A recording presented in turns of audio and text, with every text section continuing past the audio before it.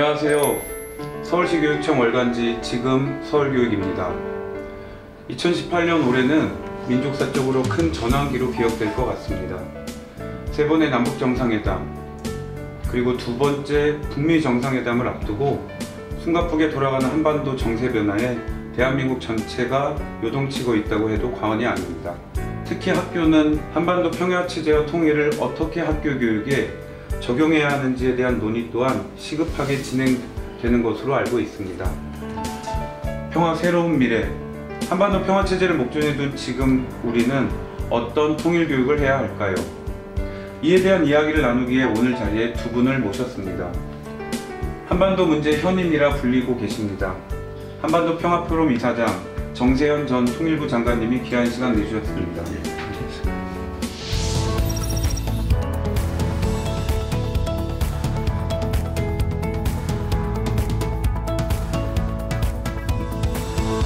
토론교육 전문가이자 통일교육을 위해 지속적으로 고민해 오신 영동일 고등학교 유동걸 선생님도 귀한 시간 내주셨습니다.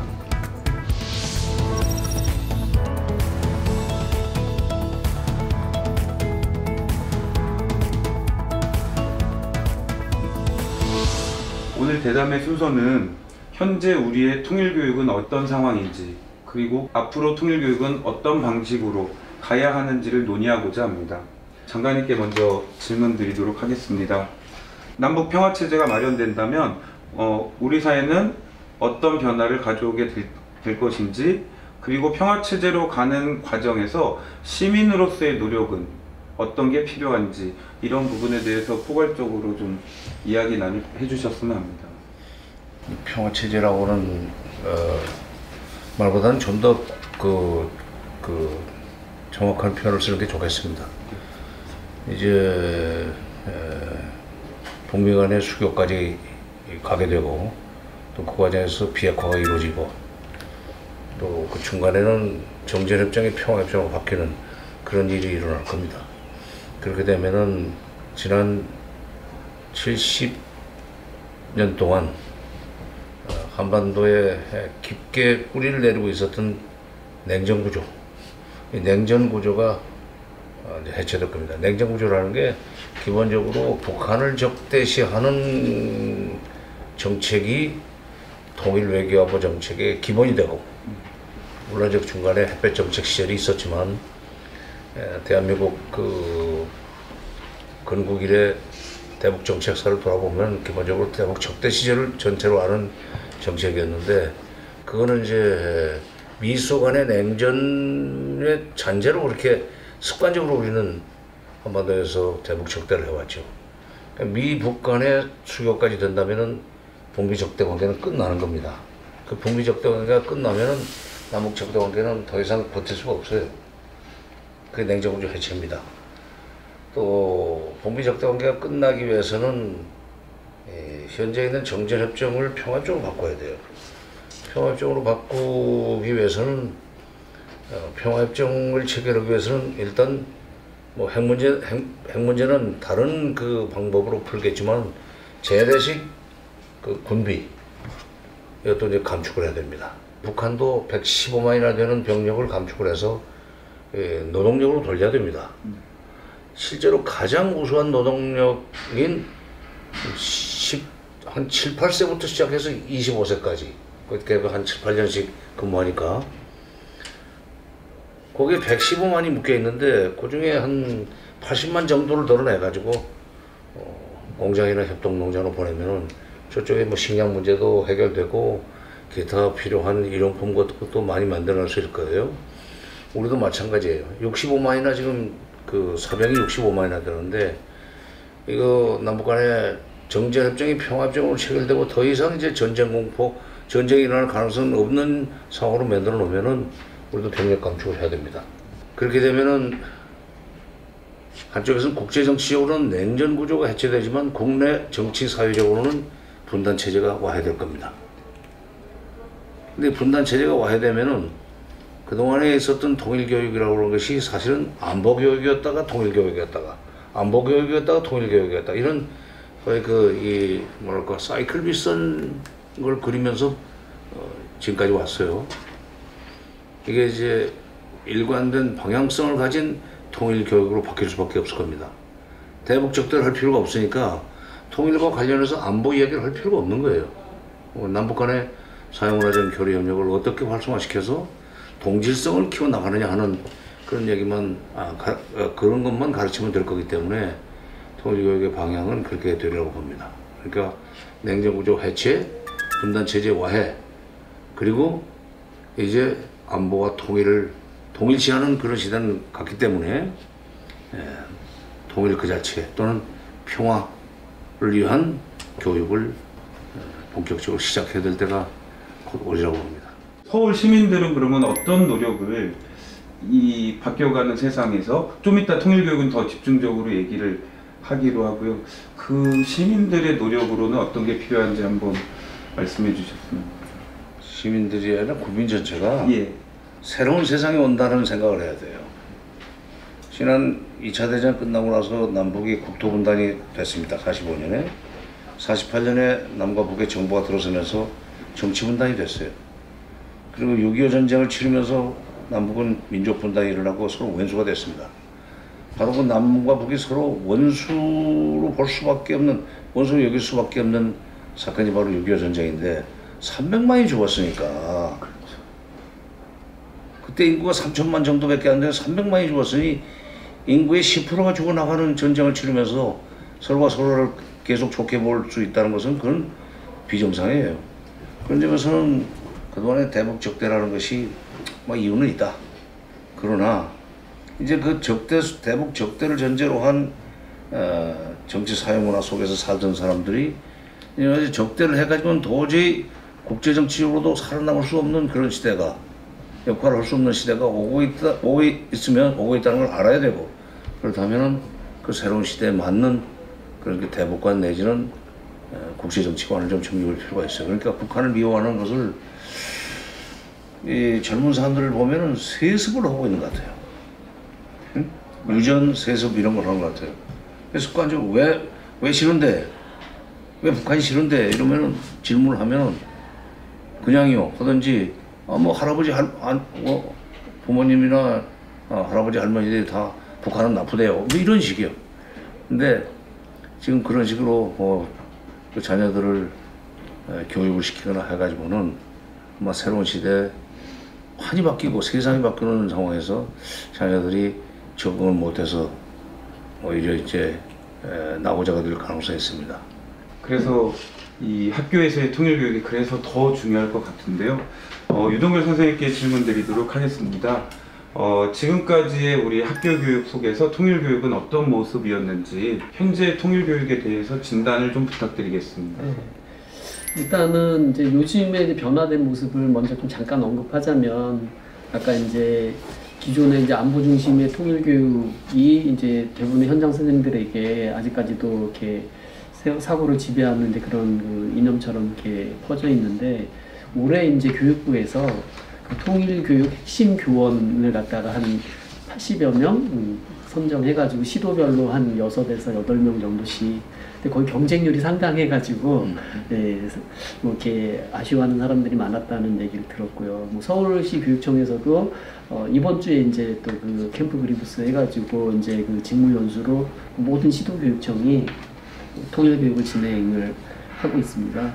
근데 이제 이런 변화는 사실 당연히 이제 올해 이제 정상회담과 판문점선언 이후에 이제 변화라고 할 수 있겠는데, 지난 10년 동안은 거의 암흑기였죠. 그러다가 이제 그 6.15 정상회담을 계기로 해가지고 전 사회적으로 이제 통일교육이 활성화돼서, 저희 학교만 하더라도 6.15 공동 수업을 할 때 인문계 고등학교라서 사실은 이제 통일에 대해서 이렇게 그다지 관심을 안 갖는 이제 그런 상황이었음에도 불구하고 거의 모든 학교에서 이제 통일 모자이크 만들기 등의 활동을 할 정도로 2000년대 초중반만 하더라도 통일 교육이 굉장히 이렇게 광범위하게 이제 선생님들의 어떤 실천과 노력으로 이렇게 이루어졌었고, 북에서도 그때 이제 내려와서 6.15 공동수업 참관도 하고 그러면서 이제 그 남북의 교사 교류도 활발하게 이루어졌었는데, 뭐 아시는 바대로 이제 이명박 박근혜 정부 지난 10년 동안은 이제 국가의 어떤 이념과 정책 자체가 그 북을 갖다가 이제 주적으로 이렇게 생각하면서 다시 이제 어떤 그 반공적인 그 그런 어떤 이제 의식이 확대되면서 현장에 있는 선생님들이 통일을 이렇게 입에 올리는 것 자체를 부담스러워할 정도로 굉장히 어려워하고 이제 그런 여건들이 마련되지 않았죠. 통일교육 지원법처럼 사실 이제 통일을 갖다가 이렇게 선생님들이 할 수 있도록 도와주는 역할을 해야 되는 이제 통일부나 교육부도 사실은 이제 현장 선생님들에게 제대로 된 어떤 이제 통일교육 자료라든지 뭐 어떤 연수라든지 이런 것들이 활발하게 이루어지지 못하다 보니까 각자 그냥 통일에 대한 어떤 신념이 있는 선생님들이 이제 개인적으로 이렇게 노력하는 그런 정도 수준이었지 뭐 정책적으로나 교육적으로는 통일 교육을 하기 참 어려운 이제 그런 시간들을 갖다가 선생님들이 힘겹게 보내지 않았나. 그러다 보니까 이제 아이들도 또 학부모들도 그런 통일에 대해서 점점 멀어진 이제 그런 현상을 갖다가 보여왔다고 생각이 듭니다.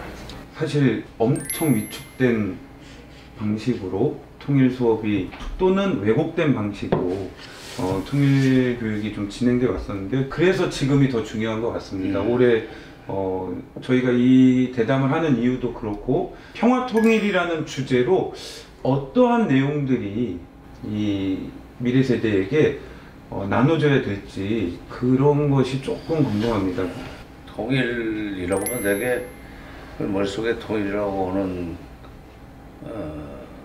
상황은 국호 한 개, 네.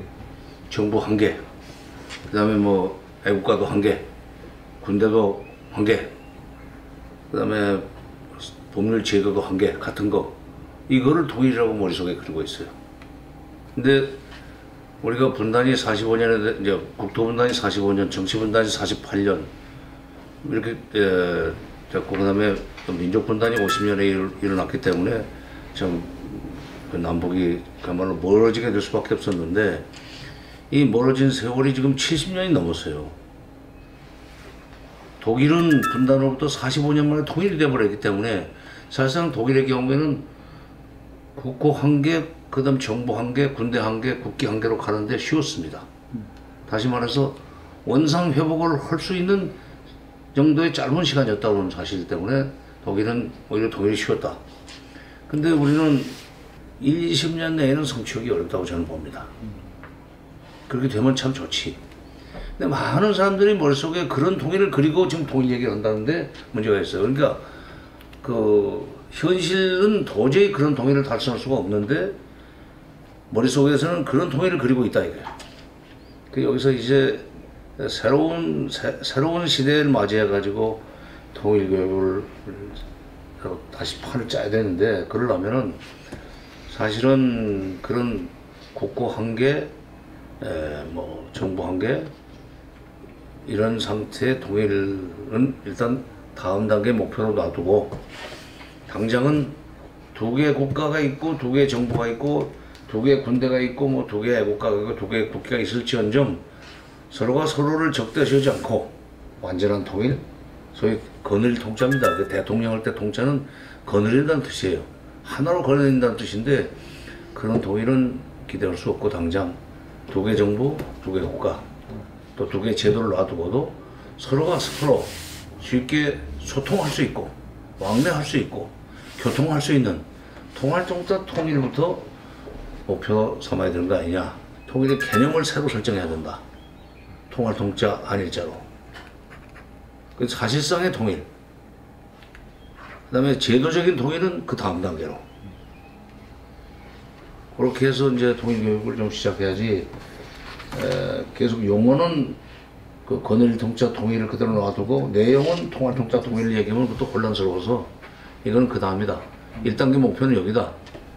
그건 2단계 목표고 이렇게 좀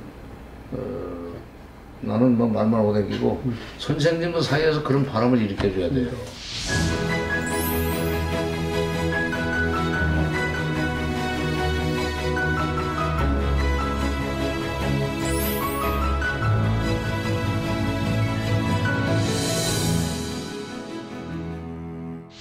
저는 그 14년째 사회를 가르치면서 통일교육 14년? 예. 이렇게 통일을 접근해야 된다는 것을 이제야 듣다니 저희는 이런 발상의 전환을 해오지 못했던 것 같습니다. 사실은 나는 이제 77년에 통일원에 들어가서 지금까지 통일 문제를 필생의 화두로 삼고 있지만 이렇게 그야말로 분단 체제가 와해되고 냉전 체제가 해체될 수 있는 상황이 오리라고 나도 솔직히 기대를 못했어요.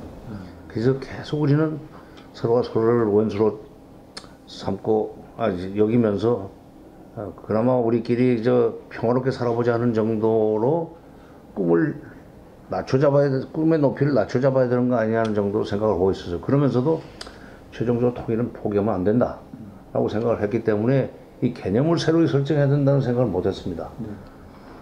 근데 잘하면은 그리 갈 수 있겠다는 그 생각이 드는 상황이 이제 벌어지기 시작하니까 현실적으로 좀 설계를 해야 되겠다. 그러려면은 처음부터 단계적 접근을 해야 된다. 1단계로 통화 통짜 통일을 먼저 이루자는 것을 국민들 속에 좀 전파시키고 그런 통일이 어떤 상태인가, 통화 통짜 통일은 그런 경우에는 어떤 일이 일어나겠는가를 구체적으로 이제 정리를 해가지고 이해를 시키면은 좀 교육이 되지 않겠는가. 14년 동안은 선생님이 교육 현장에 있었던 13년 동안은 이런 걸 꿈을 꿀 수 없었기 때문에 들을 수가 없었어요. 지금 세상이 바뀌기 때문에 이런 얘기도 할 수 있는 거예요. 잘못이 아니야. 우리 윤홍구 선생님께 비슷한 얘기 조금 다르게 좀 질문을 드리면 저희가 이제 학교에서 하는 통일 교육이 결국은 마지막에 이제 지식 중심으로 많이 해왔었는데 이게 무슨 소용이 일부는 필요도 하겠지만 그래서 최근에는 이제 토론 형식으로 이 부분을 접근하려고 하고 있습니다. 그래서 그 부분 그리고 또 올해는 통일교육원에서 매년 발간하는 통일교육 지침서를 통일교육 평화교육 방향과 관점 이런 식으로 제목을 바뀌면서 통일 이슈가 변화할 때마다 개정하여 배포하겠다 이런 분위기가 있는데 그러면 이제 앞으로 통일교육에서 방법적으로 좀 어떤 방법으로 통일교육도 과거에 무슨 이제 정신교육 이렇게 해가지고 학생들한테 일방적으로 이렇게 주입하고 이렇게 심어주는 그런 교육이 아니라 학생들이 통일시대 자기네들이 살아갈 어떤 삶의 모습을 직접 이렇게 체험하면서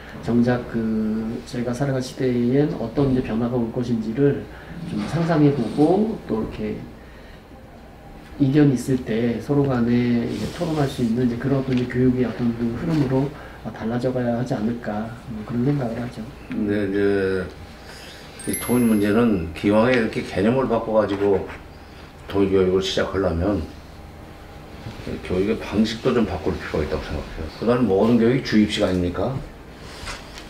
근데 주입식 교육을 받은 우리나라 학생들이 결국 미국 유학 가서 세계 학문의 어떤 센터라고 미국에 가가지고 쉽게 따라가지 못하는 이유가 주입식 교육만 받았기 때문이에요. 근데 쟤들은 미국 애들은 어릴 때부터 토론하다가 쟤들끼리 그러니까 자기들끼리 토론하는 방식으로 해가지고 합의를 이뤄내는 그러니까 통일이 이런 통일이 돼야 돼 하는 그런 식의 합의를 이뤄내는 과정을 거치면은 그게 그냥 주입식으로 배운 것보다 훨씬 더 그 사람의 소위 신념 체계화되는데 좋을 거예요. 한 두 팀 나눠가지고 집단 토론 붙여도 좋고 12명이 얘기해가지고 각각 다른 결론 나리도록 하고 거기서 다시 소위 어느 팀이 천군백군 나눠가지고 어느 쪽이 훨씬 더 좋은 통일이냐 이런 이제 결론을 내도록 하는 그런 과정이 좀 필요할 것 같아요. 토론을 하려면 사실은 금기가 없어야 되잖아요. 누구나 자유롭게 발언을 할 수 있어야 되는데 아까 이제 지침서가 이제 평화교육 방향과 관점이라는 책으로 좀 바뀌긴 했지만 거기에 이렇게 들어있는 기본적인 기조가 자유민주주의에서 어긋나는 혹은 건전한 대북관 이제 이런 거 균형 잡힌 이런 것들을 벗어날 경우에는 좀 약간 교사들 입장에서 굉장히 부담스러운 그렇죠. 그런 게 이제 현실이라 거기까지 나아가기에는 이제 그런 것들이 변화가 좀 필요한데 그런 거는 자유민주주의가 좋은 걸 인식을 시키려면 자유민주주의 반대되는 무슨 사회주의라든가 전체주의가 왜 나쁜가 하는 것을 알도록 해야 되지. 그걸 저희들이 토론을 통해서 이해를 해야 결국은 대안은 자유민주주의밖에 없구나 라고 생각을 하게 되죠. 그렇게 해야지. 그러니까 돌아서 들어오도록 만들어야지.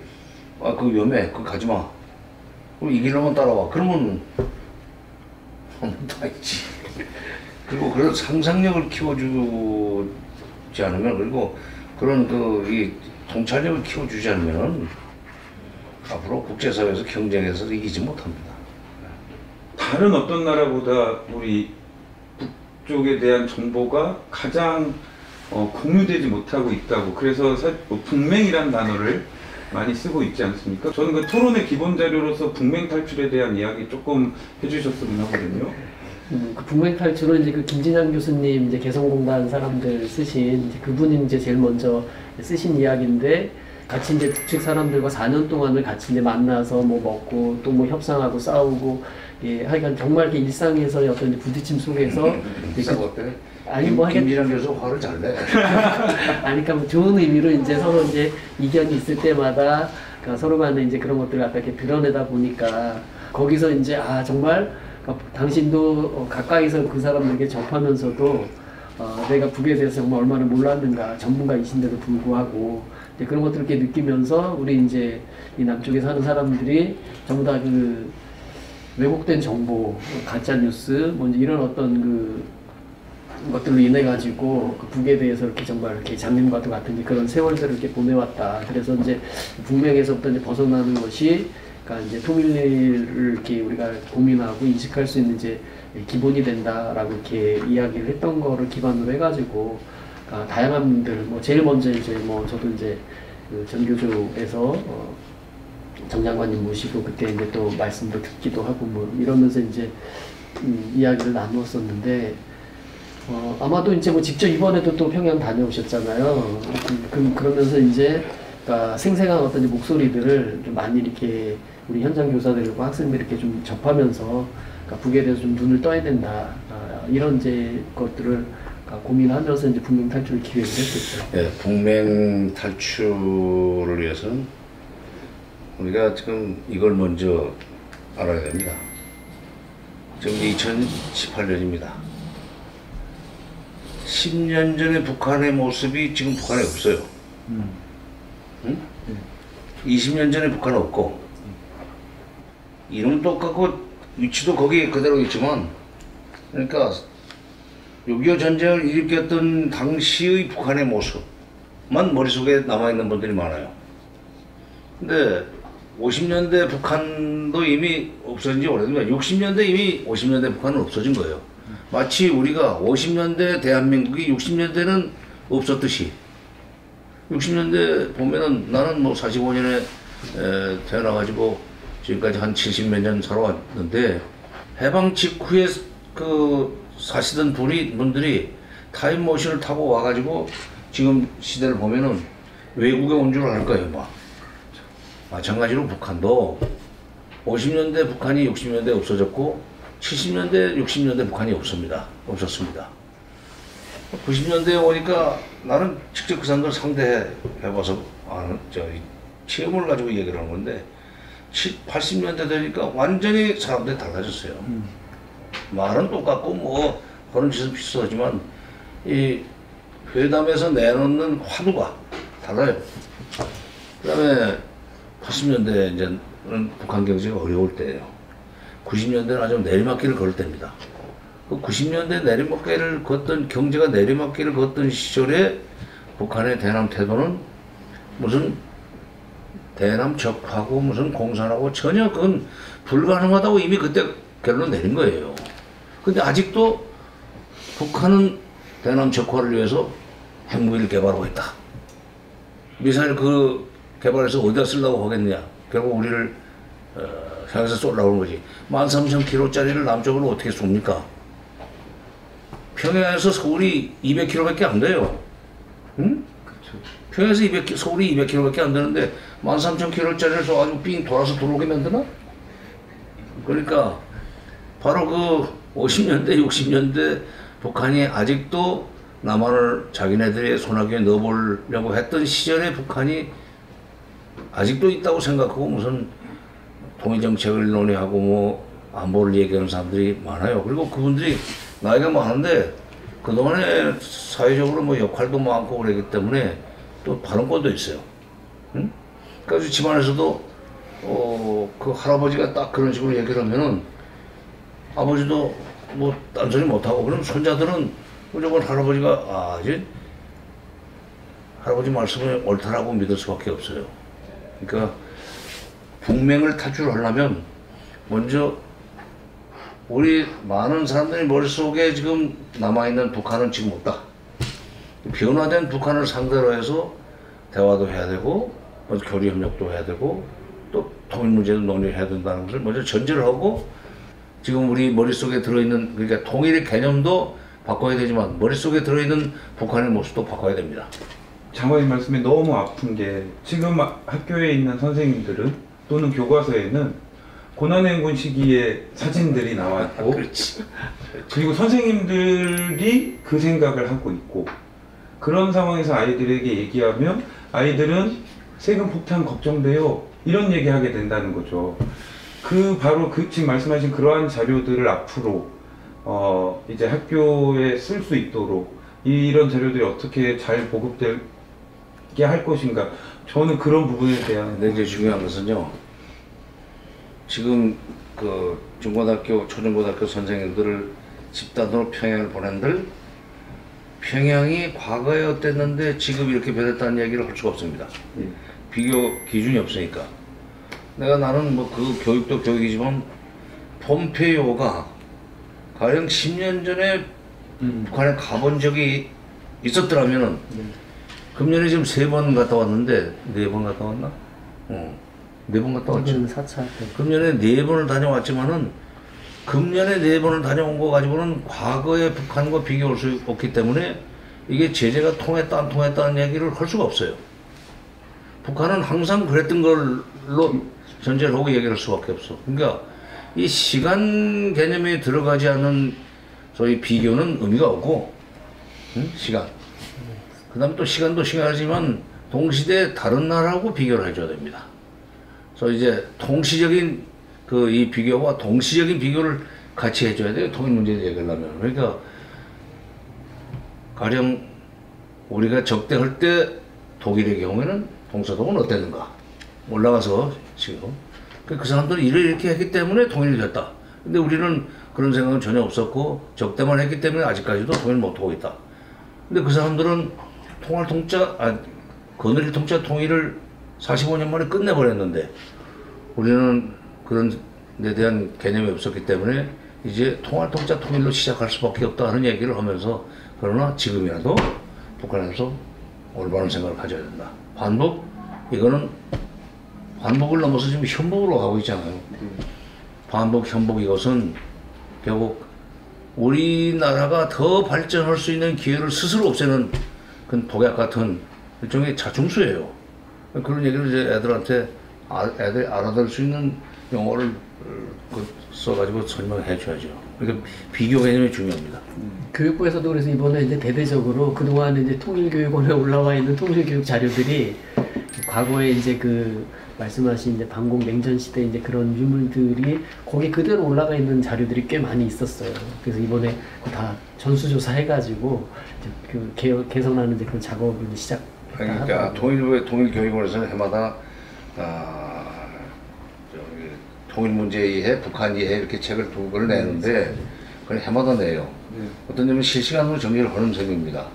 그러면 교육부에서는 교재로서 그걸 바로바로 반영이라도 하면 좋은데, 한숨에 돌고 나서 이제 그 다음 비로소 뭐 교과 과정 개편이 뭐 시간이 걸리느니 하면서 뒤늦은 정보를 갖다 넣어놓으니까 이미 통일부 거를 갖다 와서 인용해가지고 교재를 만들면 실제 북한은 그만큼 그보다 훨씬 더 멀리 나가 있다 이거예요.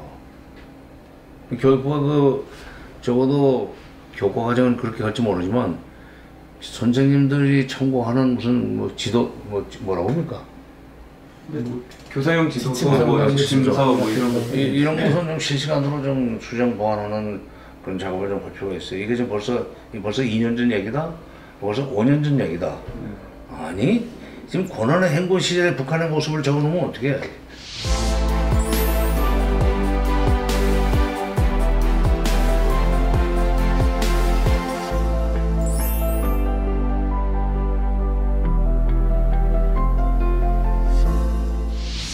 동포로서의 북한과 이제 또 그동안 이제 주적으로서의 북한, 이런 모순된 북한의 이미지를 앞으로 어떻게 다층적으로 바라보게 할 것인가, 또 한편으로는 다문화 사회로 진입하고 있는 한국 사회에서 민족주의적 통일교육, 이게 적절할 것인가 등의 전에는 좀 생각하지 못했던 그 접근이 생기고 있는 것 같습니다. 그래서 어떤 접근과 태도가 필요로 할지 먼저 말씀해 주시고 장관님 말씀해 주시고 그래 주셨으면 합니다. 민족의 가치는 굉장히 중시해야 되지만 민족에 앞서가지고 서로 간에 이제 다양성을 이렇게 인정하는 타자라고 하는 이제 그런 관점으로 접근을 해가지고 북에 대해서도 우리가 이제 일반적으로 북에 대해 생각하면은 이제 뭐 기본적으로 이제 적대적인 어떤 이제 그런 그 개념을 갖다 이렇게 사용해가지고 사실은 그 주적이라는 말 자체가 굉장히 무서운 말이잖아요. 그러니까 대통령과 이제 어떤 정상들이 서로 만나는데도 불구하고 우리가 이렇게 그런 그 인식을 한다는 것 자체가 상당히 참 뒤떨어진 이제 그런 생각임에도 불구하고 아직도 이제 뭐 이렇게 국회나 이런 데서는 그런 것들을 갖다 막 검증하려고 하고 하는 이제 그런 현실들이 이렇게 보여지는 게 이제 우리들의 어떤 이제 모습인데 이제 그런 어떤 그 북에 대한 기본적인 인식 자체를 갖다가 이렇게 바꿔나가는 이제 그런 것들이 좀 필요하지 않나 하는 생각이 듭니다. 장관님께서 출연하신 EBS 질문이 있는 특강쇼 빅뱅에서 9살 초등학생에게까지 반북, 현북의 정서가 침투해 있다는 사실을 들으시고 놀라시는 모습을 본 적이 있습니다. 지금 이제 생각보다 아이들에게 이 반북, 조금 더 나가면 현북의 정서가 있습니다. 그래서 그 근원은 어디에 있을까요? 그리고 이런 정서의 재생산과 교육을 막기 위해서 어떤 태도와 변화가 필요로 할지 좀 장관님께 여쭤보고 싶습니다. 그 9살짜리, 10살짜리 들의 부모가 되면 대개 한 30대 초중반입니다. 30대 초중반이면은 대개 좀 70, 한 80년대? 그 정도 됩니다. 80년대? 네네. 네, 그냥 초죠. 그러면 지금 9살짜리, 10살짜리 부모들이 초등학생이었을 때가 90년대 중반쯤 될 거예요. 초중고등학교? 예. 초중. 그때가 어떤 그 상황이냐면 그 김영삼 정부 시절인데 사실은 그때 그 누가 대통령의 머릿속에 북한 붕괴론을 넣어드렸는지 모르지만 김영삼 대통령이 북한 붕괴를 확신하고 있었어요. 네. 거의 종말론 믿는 사람처럼 확신하고 있었어요. 김일성 주석 사망 이후에 초음파동 거치면서 이렇게 되는 거죠. 그래가지고 대통령이 수시로 북한 붕괴 가능성을 얘기하시니까 학자들이 이제 흡수 통일론을 유포하면서 경제학자들은 또 미리 준비해야 된다고 그래가지고 통일 비용을 계산하기 시작한 거예요. 근데 그 통일 비용 계산할 때 제일 악질적으로 계산하는 데가 일본입니다. 그러니까 통일을 두려우게 만들어서 저희들끼리 영원히 적대하게 만드는 데서 반사이익을 볼 수 있는 가장 반사이익을 많이 보는 데가 일본이란 말이야. 아마 일본은 한국이 남북한이 통일돼 가지고 자기네들한테 세게 나올 때 감당하기 어려울 거야 아마. 그러기 전에 과거사 문제 풀어야 되는데, 그러니까 그 일본 쪽에서 통일비용 계산이 나오면서 뭐라고 그러냐면은 이게 독일의 경우에 그 준해가지고 계산을 해보면은 돈이 엄청나게 들어간다. 한국 예산의 절반 정도가 돈이 들어가게 돼 있다. 매년 북한을 끌어안으려면, 통일하려면. 그러면서 그렇게 많은 돈을 한국이 지불할 수 있겠느냐? 아마도 우리가 좀 도와줘야 될 거다. 그렇게 도와준다고 우리가 받을 수 있습니까?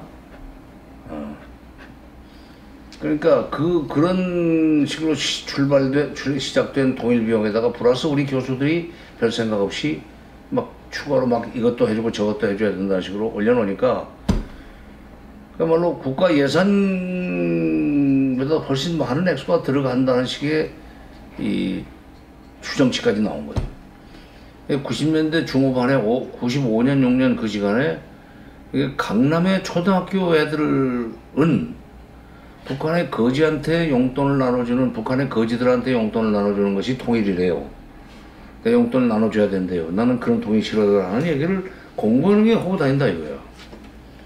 지금 우리나라에서는 사는 형편이 좋을수록 북한에 대해서 적대의식이 강하고 통일을 필요 없다고 말하는 게 바로 거기서 유래해요.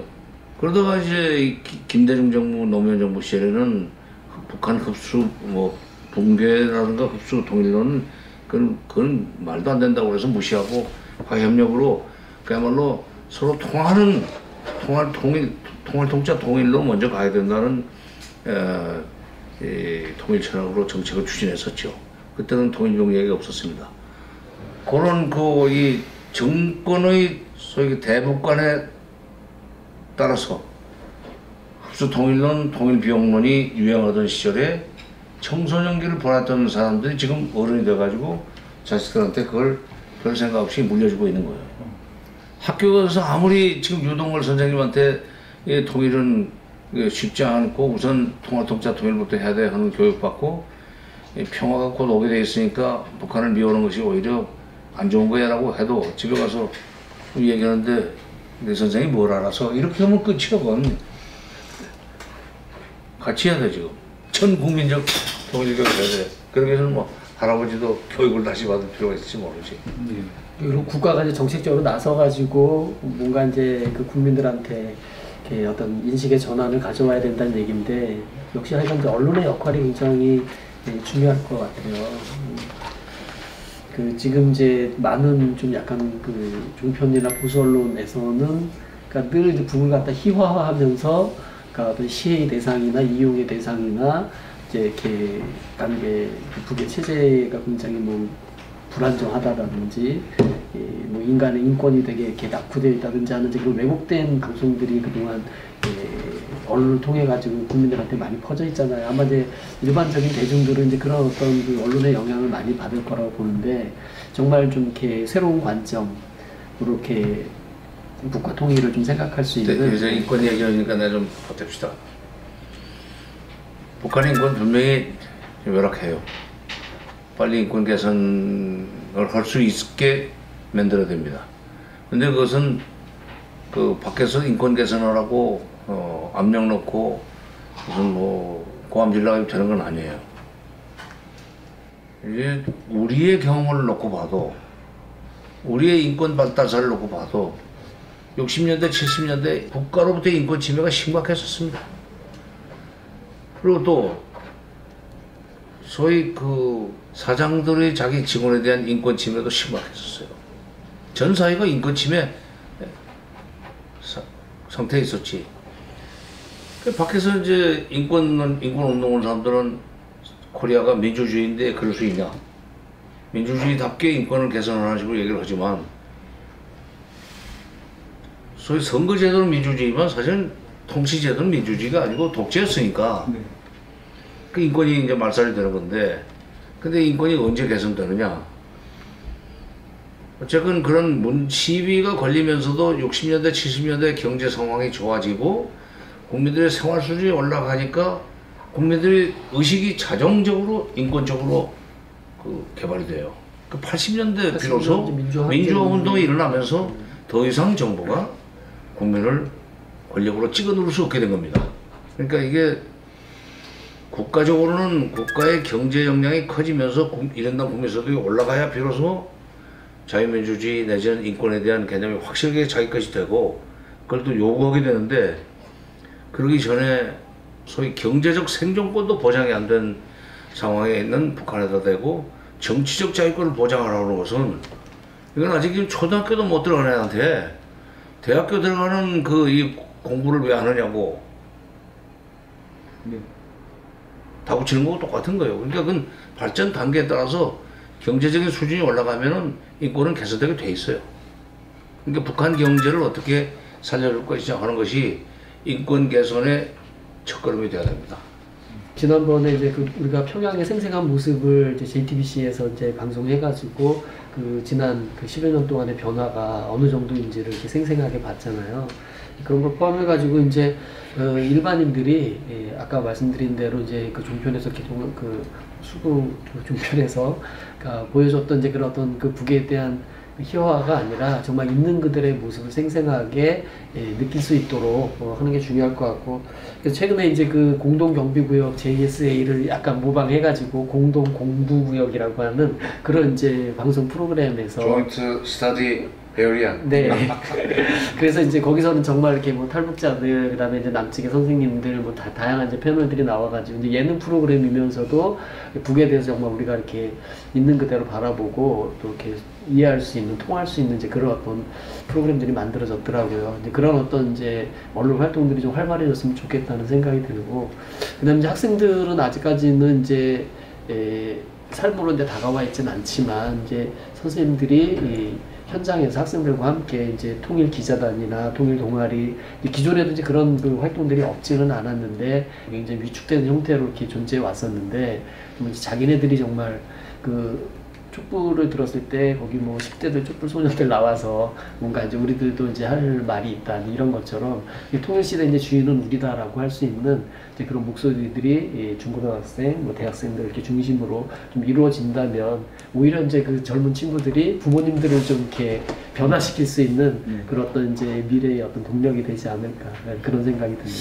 두 분 다 선생 일선 교사님들이고 교육청에 계신 분들이기 때문에 부탁을 하는데, 비교 개념을 가지고 좀 가르치시고 교과서도 그런 식으로 좀 개편할 필요가 있다고 봐요. 95년 그때 고난 행군 시절 그림을 그대로 쓸 필요가 있어요.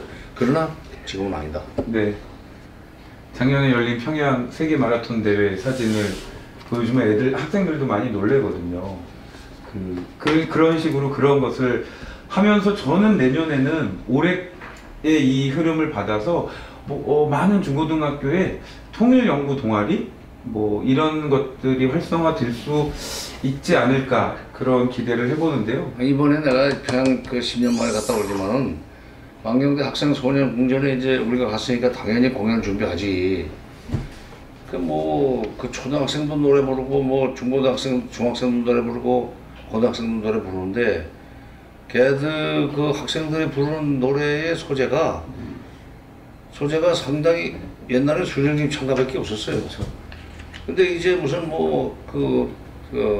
앞으로도 잘 살아보자는, 우리 한때 새마을노래 잘 살아보자 이런 식의 그런 노래도 이제 부르기 시작하고, 뭐 그런 그 타령조가 아니지만, 그다음에 템포가 빨라졌어요.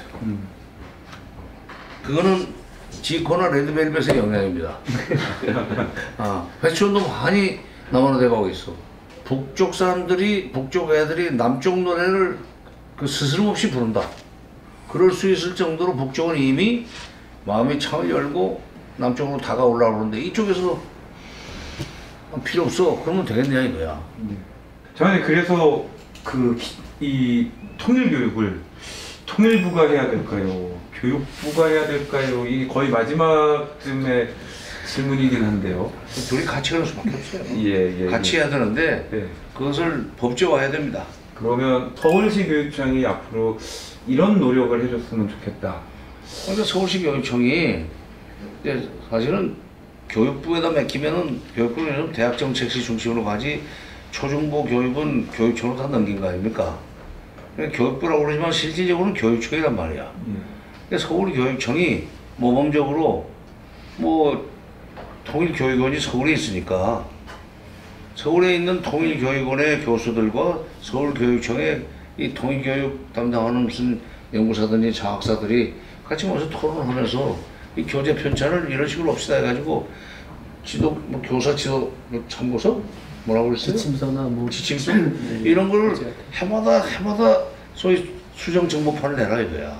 그러니까 이번에는 이제 서울교육청이 통일교육원에 있는 전문 교수님들하고 같이 교육청의 연구사, 장학사, 지금 이제 민주시민교육과의 이제 통일교육 담당 장학사님이 지금 이렇게 오래 이렇게 업무를 주관하고 계시잖아요.